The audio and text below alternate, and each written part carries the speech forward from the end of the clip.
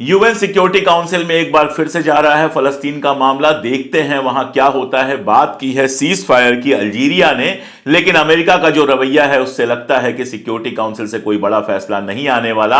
हां, ये एक उम्मीद जरूर जग रही है कि रमजान का महीना आते आते या रमजान के महीने के शुरुआत में फलस्तीन को लेकर कोई समझौता हो जाए, हमास और इजराइल के बीच में कोई समझौता हो जाए और यह कत्लो गारत रुके। लेकिन उसके पहले रफा में लगातार बम गिराए जा रहे हैं, रफा में लगातार लोग मारे जा रहे हैं। लेकिन दुनिया में हल्ला इस बात पे मचा है कि बेल्जियम के संसद में एक इमाम ने एक सूरा पढ़ दिया, जिसके बाद से तमाशा मचा हुआ है।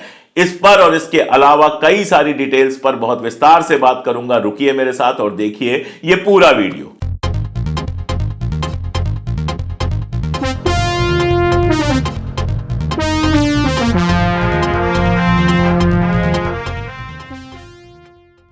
नमस्कार, मैं अशोक कुमार पांडे टीसीएच पर एक बार फिर से हाजिर हूं मिडिल ईस्ट में चल रही तमाम सारी उठापटक की नई अपडेट्स लेकर।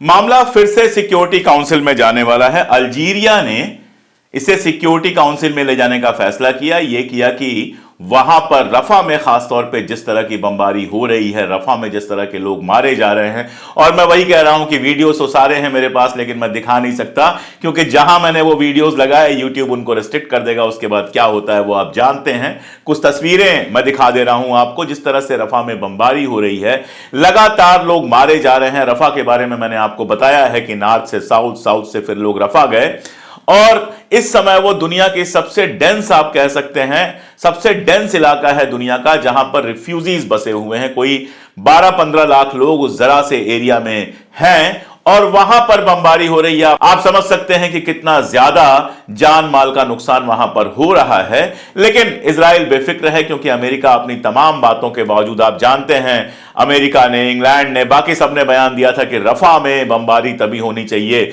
जब वहां से आम जनता को निकाला जा सके, लेकिन ऐसा कुछ नहीं किया गया। बमबारी हो रही है। अमेरिका का यह कहना है कि इजराइल को सेल्फ डिफेंस का अधिकार है, और इजराइल का कहना है कि हमास के लोग चूंकि वहां ही छुपे हुए हैं इसलिए हम वहां बमबारी कर रहे हैं। यह अलग बात है कि ना तो हमास के लोग ही कोई पकड़े जा रहे हैं, ना ही कोई हमास का बड़ा लीडर पकड़ा गया है, और ना ही अगवा किए हुए लोगों को छुड़ाने में इजराइल अभी तक कामयाब हो सका है। लेकिन उसका जो असली इरादा है वो सब जानते हैं कि गजा के लोगों को वो तबाह करना चाहता है। इसको रोकने के लिए अल्जीरिया ने सिक्योरिटी काउंसिल की मीटिंग बुलाने की बात की थी। अब सिक्योरिटी काउंसिल में पहले भी मीटिंग हो चुकी है जहां युद्ध विराम का प्रस्ताव आया था, और आप जानते हैं अमेरिका ने उसको वीटो कर दिया था। इस बार फिर अमेरिका कह रहा है कि अगर ऐसा कोई प्रस्ताव आएगा तो हम उसको वीटो करेंगे।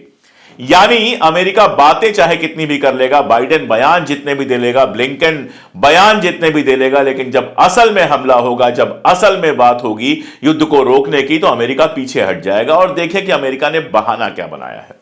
अमेरिका ने बहाना यह बनाया है कि इस समय वहां पर शांति प्रक्रिया के लिए जो बातचीत चल रही है, या सीज फायर के लिए जो बातचीत चल रही है, अगर सीज फायर हुआ तो उस बातचीत में रुकावट पड़ेगी। मतलब आप सीज फायर के लिए बातचीत कर रहे हैं वो ठीक है, लेकिन अगर सीज फायर हो जाएगा तो वो मुश्किल हो जाएगी। अमेरिका का ये लॉजिक आपके समझ में आता हो तो अच्छी बात है, कम से कम मेरी समझ में तो बिल्कुल नहीं आता है। थोड़ा देख लें सीज फायर पर जो बातचीत चल रही है वो कैसे चल रही है। इजराइल लगातार इस बात पर बजिद है कि हम वहां से अपनी पूरी सेना नहीं हटाएंगे, हमारी सेना वहां पर रहेगी। इस बात के लिए इजराइल बजिद है। नेतन्याहू कई बार कह चुका है कि जो दिया गया है प्रपोजल हमास द्वारा वो डेल्यूजनल है, मतलब उसको वो प्रपोजल स्वीकार नहीं है। चलिए हमास का प्रपोजल छोड़ दीजिए, इजराइल की जो अपनी एजेंसी है मोसाद, जो उसकी स्पाई एजेंसी है उसके हेड, जो वहां की पुलिस एजेंसी है शिन बेट उसके हेड, और ऐसे लोगों ने मिलकर एक प्रपोजल तैयार किया था, उसको भी बेंजामिन नेतन्याहू ने मना कर दिया था। बेंजामिन नेतन्याहू और उसकी पार्टी के लोग लगातार कह रहे हैं, उसके साथ के लोग लगातार कह रहे हैं कि फलस्तीन को किसी तरह का स्टेटहुड नहीं दिया जाएगा, मतलब फलस्तीन के आजादी पर भी वो तैयार नहीं है। उसको सिर्फ एक चीज चाहिए कि अगवा किए हुए जो लोग हैं, जिनको हमास ने अगवा करके रखा है, उनको छोड़ दिया जाए। अब हमास का यह बहुत साफ कहना है कि अगर अगवा किए हुए लोगों को हम छोड़ दें, 2-4 हफ्ते का मान लीजिए कि सीज फायर होता है और इस सीज फायर में अगवा किए हुए लोगों को हम छोड़ दें और उसके बाद इजराइल दोबारा से जंग शुरू कर दे, या इजराइल की जो आर्मी वहां पर है वो दोबारा से लोगों के ऊपर हमला करना शुरू कर दे, तो इसकी जिम्मेदारी कौन लेगा? जाहिर है कोई जिम्मेदारी लेने को तैयार नहीं। यहां एक पॉजिटिव बात जरूर है कि अमेरिका, इंग्लैंड, फ्रांस और इस तरह के मुल्क लगातार यह बात कर रहे हैं कि फलस्तीन को इंडिपेंडेंट स्टेट बनाया जाएगा। फलस्तीन को एक इंडिपेंडेंट स्टेट यानी आजाद मुल्क बनाने की बात काफी आगे बढ़ चुकी है। यह बात इससे भी समझ में आती है कि कल हमास का एक बयान आया है और उस बयान में हमास ने कहा है कि एक नेशनल यूनिटी गवर्नमेंट बनाने के लिए हम तैयार हैं। अब इस बात को आप समझिए, नेशनल यूनिटी गवर्नमेंट का मतलब क्या हुआ। आप जानते हैं कि इस समय जो थोड़ा बहुत फलस्तीन बचा हुआ है वो 2 जगहों पर है, एक तो है वेस्ट बैंक में और दूसरा है गजा में। गजा में जो हुकूमत चलती है वो चलती है हमास की। मैं आपको बहुत डिटेल कई बार बता चुका हूं कि वहां इलेक्शंस हुए थे जिसमें हमास जीता था। लेकिन वेस्ट बैंक में पैलेस्टीनियन अथॉरिटी है जो पीएलओ से, जो पैलेस्टाइन लिबरेशन ऑर्गेनाइजेशन से जुड़ी हुई है, और महमूद अब्बास जो उसके हेड हैं वो वहां के प्रेसिडेंट हैं। अब लगातार बात यह चल रही है कि चलो इंडिपेंडेंट स्टेट अगर बन जाएगा तो हमास और पीएलओ तो आपस में लड़ते रहे हैं। यह बात कही जाती है कि पीएलओ के खिलाफ हमास को खड़ा इजराइल नहीं किया था, इस पर भी मैं बहुत डिटेल में बात कर चुका हूं। तो इनका कहना है कि हमास और पीएलओ तो आपस में लड़ते रहे हैं, तो अगर पैलेस्टीनियन स्टेट इंडिपेंडेंट बन जाएगा तो फिर ये आपस में सरकार कैसे बनाएंगे, वहां किसकी सरकार होगी। इजराइल यह चाहता है कि अगर फलस्तीन में युद्ध विराम होता है और फलस्तीन इंडिपेंडेंट स्टेट बनता है या नहीं बनता है, बनाने के लिए तो पहले तैयार ही नहीं है। अगर फिलिस्तीनियन इंडिपेंडेंट स्टेट बनता है या नहीं बनता है, ऐसे केस में वहां पर हमास का कोई रोल नहीं होना चाहिए, यानी फलस्तीन का जो भविष्य है उसमें हमास का कोई रोल होना नहीं चाहिए, यह कहना है इजराइल का। तो यहां पर हमास ने कहा है कि हम एक नेशनल यूनिटी गवर्नमेंट बनाने को तैयार हैं जो पीएलओ के ही लीडरशिप में होगी, यानी फिलिस्तीन लिबरेशन ऑर्गेनाइजेशन या फतेह जो भी आप कहना चाहें, उनका जो संगठन है उस संगठन के साथ मिलकर हमास काम करने को तैयार है। यह उसने इशारा सारी दुनिया को, अमेरिका, फ्रांस, इंग्लैंड जो लोग काम कर रहे हैं इस पर, उन सबको दे दिया है कि अगर आप इंडिपेंडेंट पैलेस्टाइन स्टेट बनाने की बात करेंगे, अगर आप आजाद फलस्तीनी मुल्क बनाने की बात करेंगे, तो हम अपनी आपस की लड़ाई छोड़कर और साथ में सरकार बनाने के लिए या पीएलओ के तहत काम करने को तैयार हैं। एक ये बहुत इंपॉर्टेंट डेवलपमेंट है। इसीलिए आपको याद होगा मैंने बताया था कि पीएलओ ने जब यह कहा कि जो फलस्तीन के लोग वहां पर हैं जेल में उनको भी रिहा किया जाए, तो उसने एक ऐसे लीडर का नाम लिया था जो पीएलओ से जुड़े हुए हैं, 20 साल से जो जेल के अंदर हैं और जिनके बारे में यह उम्मीद की जा रही है कि वो अगर बाहर आएंगे तो वही इंडिपेंडेंट पैलेस्टाइन के पहले प्रेसिडेंट बनेंगे। तो ये सारा कुछ वहां पर चल रहा है। इजराइल बातें कितनी भी कर रहा है लेकिन कहीं वो शांति प्रक्रिया को आगे नहीं बढ़ा रहा है, और जब यूएन में शांति प्रक्रिया की बात आई है तब अमेरिका उसको फिर से वीटो करने की बात कर रहा है।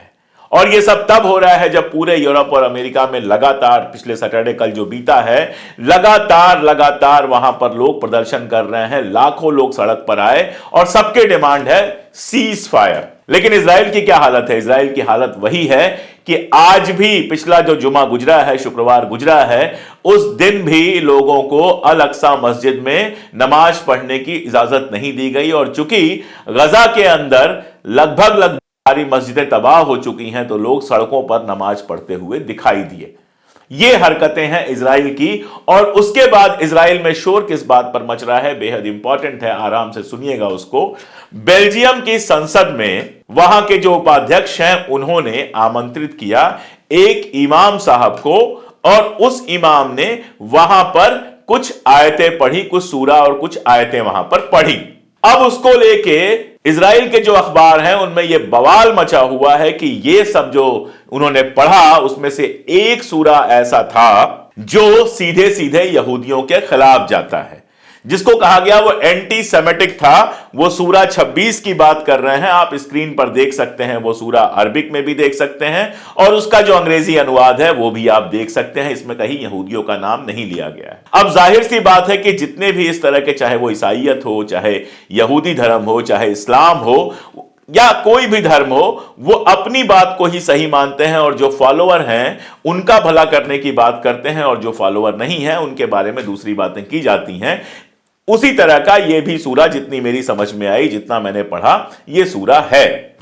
इसको एंटी सेमेटिक कहा गया, उसका कारण एक और है कि बेल्जियम सहित पूरे यूरोप में यहूदियों के खिलाफ जिस तरह की घटनाएं हुई हैं इधर, उनमें बढ़ोतरी आई है और इजराइल चिल्ला रहा है कि एंटी सेमेटिज्म बढ़ रहा है। अब बात यह है कि आप जिस तरह की हरकतें कर रहे हैं, उन हरकतों के चलते कर तो ज़ायनिस्ट रहे हैं, लेकिन इन ज़ायनिस्टों के सपोर्ट में तमाम मुल्कों से जो आवाजें उठी, जिस तरह से तमाम मुल्कों के लोग गए और इजराइल की सेना में भर्ती होकर गजा की तबाही में हिस्सेदार बने, उससे अगर यूरोप में और बाकी मुल्कों में यहूदियों के लिए गुस्सा बढ़ा है तो उसका जिम्मेदार कौन है? उसका जिम्मेदार सिर्फ और सिर्फ इजराइल है, नंबर 1। बेल्जियम के अंदर भी बहस चल रही है कि संसद के अंदर ऐसा कैसे अलाउ किया जा सकता था। मेरा एक सवाल है, पहली बात तो यह मैं बहुत साफ बता दूं कि दुनिया की किसी संसद के अंदर किसी धार्मिक नेता के भाषण को मैं गलत मानता हूं। मेरा मानना है कि चाहे वो मौलवी हो, चाहे इमाम हो, चाहे वो प्रीचर हो, चाहे पोप हो, चाहे पुजारी हो, प्रार्थना करने की जगह, अपना धर्म ग्रंथ पढ़ने की जगह आपका मंदिर, मस्जिद, गिरजाघर और इस तरह की जगह हैं। संसद में इस तरह की कोई आवाज नहीं होना चाहिए। इस मामले में मैं बिल्कुल क्लियर हूं। लेकिन सवाल यह है कि संसद में अगर इमाम पढ़ते हैं तब तो आप कहते हैं कि यह एंटी सेमेटिक है, लेकिन वहीं इजराइल में बड़े बड़े धर्मगुरु साफ साफ कहते हैं कि गजा के बच्चों और औरतों को मारने में कोई दिक्कत नहीं है, तो इसको इस्लामोफोबिया आप क्यों नहीं कहते हैं? हिंदुस्तान की संसद में एक मुस्लिम सांसद को खड़े होकर गालियां दी जाती हैं और उसके खिलाफ कोई कार्रवाई नहीं होती है, इसको इस्लामोफोबिया क्यों नहीं कहते हैं? या फिर अगर हिंदुओं के खिलाफ कुछ बोला जाता है किसी संसद में तो उसको आप हिंदू फोबिया क्यों नहीं कहते हैं? अगर दुनिया में कोई भी जायनिस्टों के खिलाफ बोले, इजराइल के खिलाफ बोले, इजराइल जो कार्रवाई कर रहा है, तो आप उसको एंटीसेमेटिक कहना शुरू कर देते हैं। लेकिन अगर इजराइल दिन रात गजा के लोगों के बारे में बोले, वहां के जुलूसों में डेथ टू अरब यानी अरबों को मार डालो जैसी बात की जाए, तो उसको आप एंटी इस्लामिक या इस्लामोफोबिक क्यों नहीं कहते हैं? क्यों ऐसा है कि यूरोप के ज्यादातर मुल्कों में एंटी सेमिटिज्म तो एक अपराध है, लेकिन इस्लामोफोबिया कोई अपराध नहीं है, हिंदू फोबिया कोई अपराध नहीं है? क्या ज्यू दुनिया में इकलौते धर्म हैं? या ज्यू मैं नहीं कहूंगा, आप जानते हैं कि ज्यूज में बहुत सारे ऐसे ज्यूज हैं जो आगे आके कह रहे हैं कि इजराइल जो हरकत कर रहा है वो बिल्कुल उसका धर्म से कोई लेना देना नहीं है, और जायनिस्ट जो हैं वो यहूदियों को रिप्रेजेंट नहीं करते हैं। ये कहने वाले बहुत सारे यहूदी हैं और वो मेरे या आपके वैसे ही दोस्त हैं, वैसे ही मित्र हैं, वैसे ही हमसफर हैं जैसे बाकी लोग हैं। लेकिन जहां एक तरफ जायनिस्ट लगातार अरब के खिलाफ, फलस्तीनियों के खिलाफ सारा कुछ कहते हैं, अभी की मैं घटना बताऊं, वेस्ट बैंक में जो वहां पे फलस्तीनी रह रहे हैं उनके खिलाफ हिंसा बढ़ाई गई और वहां के दीवारों पर ग्राफिटीज बनाई गई जो पूरी तरह से इस्लामोफोबिक है, तो वो किसी को अपराध नहीं दिखता, उस पर कोई बात नहीं करता। लेकिन अगर एक इमाम ने एक सूरा पढ़ दिया जिसमें यहूदियों का सीधे कोई नाम नहीं आया है, तो उसको लेकर पहले बेल्जियम में, इजराइल में और बाकी जगहों पर अब तमाशा मचा हुआ है। दरअसल हुआ यह है कि पिछले 70 सालों से जिस तरह से जायनिस्टों को यूरोप और अमेरिका ने पाला है, उसमें यह एक ऐसी पवित्र चीज बन गए हैं जैसे इनके खिलाफ कुछ नहीं कहा जा सकता। लेकिन ये सबके खिलाफ कह सकते हैं, ये एक पादरी के ऊपर थूक सकते हैं, वो वीडियो मैं पहले भी आपको दिखा चुका हूं। ये अरबों को डेड टू अरब कह सकते हैं, वो भी मैं आपको दिखा चुका हूं। ये किसी को कुछ भी कह सकते हैं। अच्छी बात यह है कि वहां पे हिंदू नहीं है, अगर हिंदू होते तो शायद उनको भी ऐसी ही नफरत का शिकार होना पड़ता। तो अगर आप नफरत करेंगे तो आपको नफरत मिलेगी। अगर कोई मेरे धर्म को गाली देगा तो मैं उसके धर्म को अच्छा नहीं कह पाऊंगा, शायद मैं गालियां ना दूं क्योंकि गाली का जवाब गाली से देना मुझे नहीं आता है। लेकिन अगर हिंदू धर्म को आप गाली देंगे तो बदले में आपको गाली मिलेगी, अगर आप इस्लाम को गाली देंगे तो आपको भी बदले में गाली मिलेगी। तो अगर आप अपने खिलाफ हुई किसी भी बात को एंटी सेमेटिक कहते हैं तो आपके अंदर इतनी हिम्मत होनी चाहिए कि आप जो अरबों के खिलाफ कहते हैं उसको भी इस्लामोफोबिक कहा जाए। और यूरोप और अमेरिका को एक बार सोचना पड़ेगा कि ज्यूस को, या फिर मैं ये कहूं कि जायनिस्टों को सेव करने के लिए तो उन्होंने इतने कानून बनाए हैं, लेकिन हिंदुओं, मुसलमानों या सिखों को सेव करने के लिए ऐसे ही कानून क्यों नहीं बनाए गए हैं? अगर ऐसा वो नहीं करेंगे तो उनका जो ये पूरा का पूरा निर्णय है या उनकी कार्यवाही है उसको एक तरफा कहा जाएगा और उसका नतीजा आज नहीं तो कल उनको भुगतना पड़ेगा। तो एक बात क्लियर है कि मामला भले जा रहा है एक बार फिर से यूएन के सिक्योरिटी काउंसिल में, लेकिन उससे कुछ निकल के आना नहीं है। साउथ अफ्रीका गया था आईसीजे में, आईसीजे ने कहा किसी नई कार्रवाई की जरूरत नहीं है, लेकिन साथ में कहा कि जो पहले फैसला दिया गया था उसको इजराइल लागू करे। हालांकि इजराइल उस फैसले को लागू करता नजर नहीं आ रहा है। लगातार बात चल रही है सीज फायर की, लगातार बात चल रही है फलस्तीन और इजराइल के बीच समझौते की, या यूं कहें कि हमास और इजराइल के बीच समझौते की, लेकिन लगातार उसमें रोड़े अटकाए जा रहे हैं। हालांकि जानकारों का यह कहना है कि इस महीने के आखिर तक या अगले महीने की शुरुआत तक, काफी सारे लोगों का कहना है एक गुडविल मैसेज के तौर पर रमजान के महीने की शुरुआत होने पर शायद कोई समझौता हो जाए। अगर ऐसा समझौता होता है तो वो दोनों के लिए बेहतर होगा, लेकिन उसके पहले रफा में और गजा में कितने लोग मारे जाएंगे ये कोई नहीं जानता। और दर्द की बात यह है कि ये जानने की कोशिश भी कोई नहीं कर रहा है, और लगातार रफा में बम गिर रहे हैं, रफा में लोग मारे जा रहे हैं और सारी दुनिया खामोश होकर बैठी हुई है। मुझे लगता है कि मैं कम से कम खामोश नहीं हो सकता। भले वीडियोस को सप्रेस किया जाए, भले चैनल को सप्रेस किया जाए, भले सारी परेशानियां किया जाए, बैन किया जाए, लेकिन जब तक हिम्मत है तब तक मैं लगातार फलस्तीन के अपडेट्स आपको देता रहूंगा, हक की बात करता रहूंगा। यह हिम्मत भी तब तक रहेगी जब तक आप लोग सपोर्ट करते रहेंगे। मैं हमेशा अपील करता हूं कि बहुत छोटी सी रकम, 3 रुपए रोज से भी कम की रकम पे आप हमारे मेंबर बन सकते हैं। अगर पिन कमेंट खोल के आप देखेंगे तो आप हमें डायरेक्ट मदद कर सकते हैं। और इसके अलावा वीडियोस को लाइक, शेयर, सब्सक्राइब करना तो आप जानते ही हैं। आप जो हिम्मत देंगे उससे ही हमें यह ताकत मिलेगी कि हम कैमरे और सत्ता की आंख में आंख डालकर लगातार सच बोल सकें। बहुत शुक्रिया।